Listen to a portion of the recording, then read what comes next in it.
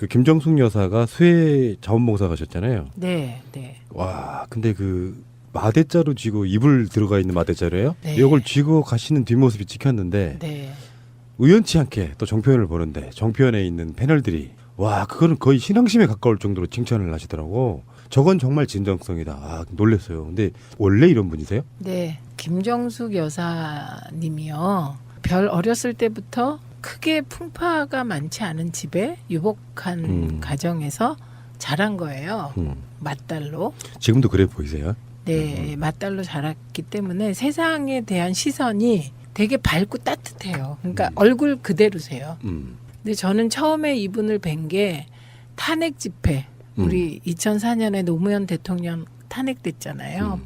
그때 문재인 대통령께서 민정수석이었을 때예요.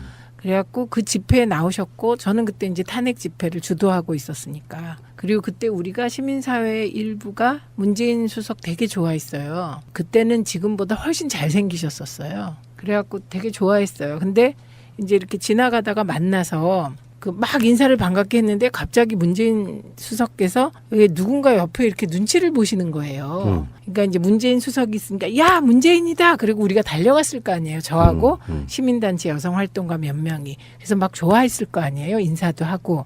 그러니까 옆을 이렇게 눈치를 싹 보시는 거예요. 그래서 옆에 딱 보니까 여성이 하나 서 계신데 키도 거의 비슷하시고 그리고 좀 이렇게 뭔가 카리스마가 장렬하고 있는 거예요. 그게 이제 처음 뵌 거예요. 2004년에. 부잣집 아우라 이런 거 있어요. 느낌. 그건 어쨌든 그 카리스마가 있었어요. 네. 딱 중심이 잡혀 보이고. 네, 그랬고 그리고 그 후에는 이제 자주 이렇게 저렇게 뵀죠. 그런데 이분 역시 2012년과 2017년이 완전히 달랐어요. 뵐 때. 아, 제가 이제 이런 표현을 좀 써봐요. 그 연애 카운셀링 해줄 때 사람을 만날 때 열등감 많은 사람보다 차라리 왕자병, 공주병 가진 사람을 만나라. 아, 그게 더 낫다. 네, 상대방이 자기 자신에 대한 진실을 의심하진 않아요. 이제 그런 걸 또 다른 식으로 표현하면 구김살없다. 세상을 바라보는 자기 시각이다 보니까 긍정적인 사람들이 있어요. 근데 뭐 물론 뭐 김정숙 여사께서 고초를 겪거나 어려웠던 시절이 없었다 이런 건 아니겠지만 기본적으로 세상을 바라보는 마인드나 시각이 긍정적인 것처럼 보여요. 그 긍정의 그래요. 마인드가 일종의 해피바이러스처럼 막 퍼지는 거예요. 네, 지금 그렇죠. 그렇고 실제로 건강하세요. 그러니까 뭐 일반적으로 아이를 둘 낳아서 키우면 몸이 좀 뭐 찌푸드등 할 때도 있겠지만 긍정적이고 몸이 약하지 않기 때문에 수해 현장 가서도 팔 걷어붙이고 하시는 거예요. 그리고 양산에 놀러 갔을 때도 직접 음식 같이 하세요. 그래갖고 이제 그때 갔을 때 후르츠 칵테일을 해주신 게 있는데 그분이 그런 거 2012년에. 잘하시는구나. 예, 그런 거를 잘하세요. 그러면서 그걸 가르쳐 주셔요. 요걸 요렇게 썰고 요렇게 해서 꿀을 한 숟갈 이렇게 넣어서 주면 이게 아주 좋은 요리처럼 보이죠? 그러면서. 그래서 저도 그 후에 와서 후르츠 칵테일을 우리 가족들한테 해주고 그랬어요. 그게 되게 있어 보여요. 요리는 맛 이전에 시각적인 게 중요해요. 네. 근데 그 여사님 보면은 저번에 인삼전과 네, 그리고 이쁘게. 기자들한테 줬다는 수박 하체 네. 그리고 지금 말씀하신 그런 거 칵테일 이런 게 비주얼 굉장히 중요하거든요. 네. 그거 굉장히 중요시 하시는 분처럼 보이더라고. 네, 그래서 그게 아주 예쁜 음식을 예쁘게 그 다음에 허용된 경제적인 물적 여건 하에서 되게 예쁘게 하시는 분이시고요. 그 다음에 이렇게 얼굴 보면 웃음이 막 나올 것 같잖아요. 실제로 이렇게 소녀처럼 웃으세요. 무슨 행사장에서 몇 년 전인데 노래를 부르신 거를 봤어요. 네. 그 성악해서 부르셨던 뭐 노래 희망의 나라로인가 그거 부르시더라고. 아무튼 대단하신 분인 것 같고 우리가 왜 대선 후보들 부인들이 어디 자원봉사 개념으로 하는 건 봤어도 영부인이면 사실 어떤 의미에서 보면 공식적인 국가 기관에 가깝잖아요. 네. 그런 분이 직접 그렇게 하시는 거는 저도 태어나 처음 보는 것 같습니다. 그러니까 보통은요 수해 현장을 많이 찾으셨어요 영부인들께서. 근데 댁에 가셔서 뭔가를 하사하고 오셨죠. 물품을 하사하거나 돈을 하사하거나 이런 식이었는데 이렇게 직접 몸으로 노가다를 튀신 건 처음 같아요. 심지어는 이제 이런 표현도 하고 있습니다. 문재인을 뽑았더니 1+1으로 김정숙이 왔다 이런 이야기도 있고. 아, 네. 아주 품격 있는 1+1이에요. 네. 그리고 뭐 미국의 상황을 빗대가지고 문재인 다음에는 김정숙 대통령, 클린턴 그거랑 연결돼가지고 뭐 이건 네, 아주 예. 그러니까 진짜 건강하고 밝은 기운이 네. 김정숙 여사로부터 이렇게 터지는 느낌이에요. 이게 찡했어요. 뭐 제가 찬양하려고 드리는 말씀은 아니고 어차피 저는 정치는 쇼라고 생각해요. 나쁜 놈이든 좋은 놈이든 보여주려고 하는 네. 거. 근데 그 네. 보여주려고 하는 게 그래서 저 사람 마음속에 있는 것이라고 생각하면 그게 받아들여지고 쇼가 마음속에 없는 걸 한다고 생각하면 이게 밀어내지는 거잖아요. 네. 찡했다는 게 뭐냐면 이분은 그 쇼의 개념마저도 없어 보여서 저는 더 좋아 보이는 거예요. 그게 이제 네. 4시간을 봉사하러 갔다기보다는 하다 보니까 4시간이 되었을 거예요. 음. 예, 저는 그렇게 보고요. 하여간 모든 게 자연스러워요. 그리고 한때는 이제 과거의 영부인 모습에 익숙했던 분들이 2012년 이후에 이제 낙선하신 이후 2012년에 문재인 후보가 낙선하신 이후에 영부인께서 굉장히 열심히 돌아다니셨어요.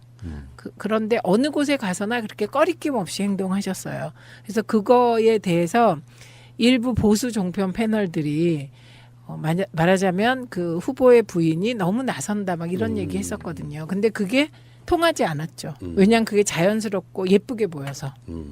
알겠습니다. 친구가 되겠다는 약속 반드시 지키겠습니다. 대통령인 제가 직접 챙기겠습니다. 기대할게. 하나만 더요. 지금 뭐 제가 의원님 나오시니까 안 물어볼 수가 없는 분, 우리 문성근 전 대표. 드라마가 첫 출연이에요? 영화 말고 드라마는 엄청 적이 없나요? 예, 드라마 못했죠. 그 이명박근혜 기간 동안 이야기하는 거죠? 네, 못했죠. 못했는데 이분이 참 신기한 게 지난번에 만났는데 이런 얘기를 하더라고요. 드라마를 찍자고 연락 온 시기를 얘기하는데요. 정말 그 방송사 PD들은요 촉이 좋아요. 저기 언제게요? 그러니까 드라마를 찍읍시다라고 연락이 온 게 문재인 후보의 대세론이 확정될 때 그게 언제게요? 4월 말 정도. 아니 그게 아니고요. 네. 그게 언제냐면요. 네. 안철수 후보가 제가 갑철습니까? MB 아바타입니까? 그 토론회 딱 끝나고 드라마 안 되겠구나. 찍자고 연락이 오더래요. 안철수 대통령 안 되겠구나. 곧 그러고 네, 그러면서 참. 막 웃으시더라고요. 저도 문성근 대표를 몇 번 만나 뵌 적이 있는데요. 네. 저는 이분한테 무슨 생각이 들었냐면은 제가 알고 있는 모든 분들 중에 가장 욕심이 없어요. 욕심이라는 개념이 없으세요? 예, 뭔가를 바라고 이러는 게 아니라 진심으로 정권 교체해야 되고 남북 관계가 좋아져야 되고 이런 것들이 그냥 몸에 배어 있는 사람. 그리고 자기가 뭔가를 반대급부로 얻는 것 자체가 굉장히 부끄러운 사람. 그 그런 개념이 느낌이더라고. 없어요. 개념이. 그래갖고 이상하게도 보여요.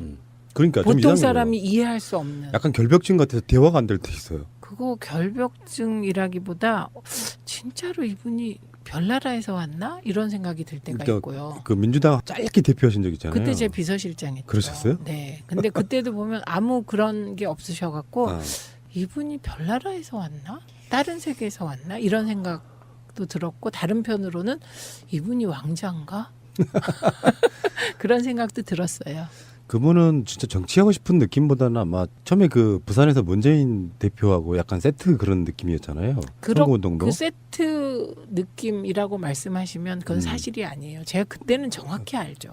양대 뭐 그런 것처럼 세트라는 게 그러니까 그게 어떻게 된 거냐면 정치를 안 한다 하시던 문재인 대통령을 문성근 선배가 국민의 명령을 하면서 이제 모신 거잖아요. 그 모시는 과정에서 이해찬 총리가 매개가 되는 거예요. 대중 연예인인 문성근이라는 사람이 정치 통합 운동을 했을 때는 사람들이 뭐가 되겠나 이렇게 생각한 거예요. 열정적으로 했음에도 불구하고 순수하지만 저게 정치적인 결실을 맺을까 이렇게 이제 생각을 했고 그래서 심지어 박지원 대표 같은 분은요. 제가 같이 만나서 이 설명을 문성근 선배가 하니까 뭐라 그랬는지 아세요? 파는 문성근 선생 같은 사람이 만들고 과실은 저 같은 정치인이 따 먹겠습니다. 그러시더라고요. 그렇게 딱 얘기를 하셨어요. 그래갖고 이제 이해찬 총리께서 이제 18만 정도를 우리가 모으고 나니 이제 좀 일이 될 것도 같다. 혹은 너무나 문성근과 그들이 열심히 하니까 힘을 좀 보태주시기 위해서 같이 해주시기 시작한 거예요. 그때 시민주권 대표셨거든요. 그래서 이해찬 총리가 같이 한다고 하니까 그 뒤부터는 정치인들의 태도가 달라지더라고요. 그리고 이해찬 총리가 정말 간곡하게 문재인 실장에게 내가 어떻게든 당신을 도울 테니 우리가 정권 교체는 해야 되지 않겠냐. 그러려면 통합이 필요하다. 이렇게 해서 혁신과 통합이 만들어진 거죠. 그러고는 이제 민주통합당 만들고 총선이 됐잖아요. 근데 그때 이제 우리가 문재인 대권 프로젝트를 짜면서 장난처럼 우리 팀이 모여갖고 문성근 팀이 모여서 이런 얘기를 했어요. 문재인이 2012년에 대통령이 될 수 있을까? 그때 막 문재인은 원하지 않는데 여론조사에 넣으면 8%가 나왔어요. 그리고 그때 손학규 대표가 2% 3%가 나올 때거든요. 그래서 그럴 수 있을까 막 그 얘기하면서 그중에 한 명이 방법이 딱 하나 있어. 그러면서 부산에 나가서 국회의원에 당선되고 4월 총선에서 그러고 나서 대권으로 가는 한 길이 있다. 그때 그 얘기를 했을 때 모여있던 사람 전부가 그거는 여지껏 없었던 일이고 불가능한 일이다. 이렇게 이제 생각을 했어요. 근데 어떻게 하다가 총선에 출마하시게 됐는데 그 문성근 선배한테 그렇게 얘기했어요.